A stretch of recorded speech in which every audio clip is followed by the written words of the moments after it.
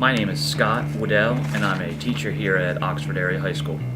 Well, I see the iPad as both a content consumption device and a content creation device. Students can use the iPad to get instantaneous access to information, whether it's from digital handouts that teachers provide to students, online textbooks, websites, apps that students can download. They're going to have access to all of this information instantaneously. A teacher could put a student with an iPad in a particular app and maybe provide remedial exercises or enrichment or extension exercises to what's going on in the classroom. So the iPad can be used to help parallel information that's being taught in the classroom. Teachers can also use the iPad as an instructional tool in the classroom, whether it's through apps such as Edmodo, where students can log in, get the information they need for a particular lesson. Teachers can then provide short little quizzes or use the iPads as a buzzer system. Other apps that will be available for students to use will be the iWork suite of apps. The iWork suite of apps consists of Pages, Keynote, and Numbers, which is a word processing, presentation, and spreadsheet software. These apps can be used by students to write papers, create spreadsheets for a math or science classroom, and make presentations to prepare and present to classes. So students will have a variety of ways that they can demonstrate their knowledge of topics in the classroom. Teachers will be able to display whatever is on their iPad onto a large screen or projected onto a whiteboard.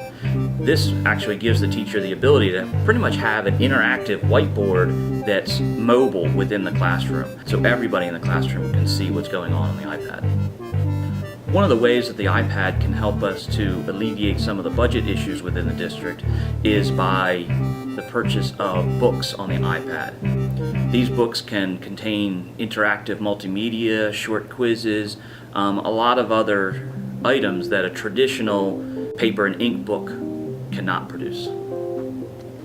Within the book apps, students and teachers can search for particular items, get better explanations, even click on a web link and be taken right to a website that deals with a topic in more detail.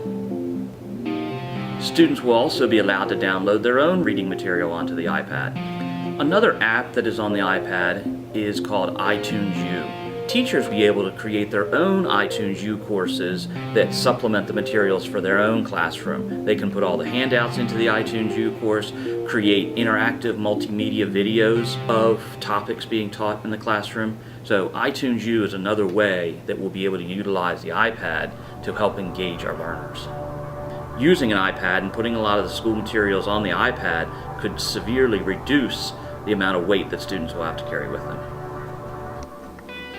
The iPad initiative this year is an absolutely wonderful opportunity for our students to connect them with cutting-edge technology, to connect them with electronic devices that they've all grown up with.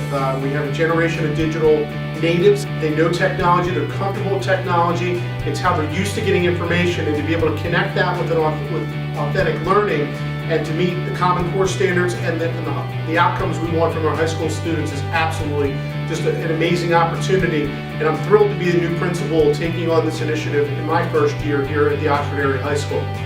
Our plan to roll out this year initially was just for our 9th graders to pilot the program. We're very excited that we're going to be able to expand that to all 4 grades within this school year. We're going to be launching sometime later in September with our 9th graders.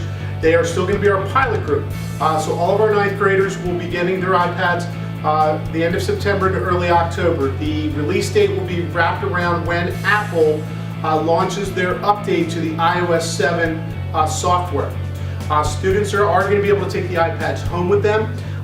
We expect that they're going to be using it for their learning during the day, and also their learning while they're at home to do their homework, to submit assignments, and also for some personal use. But we are going to be teaching students what responsible use of the iPad is, what it means to communicate in this digital age, but to do it responsibly.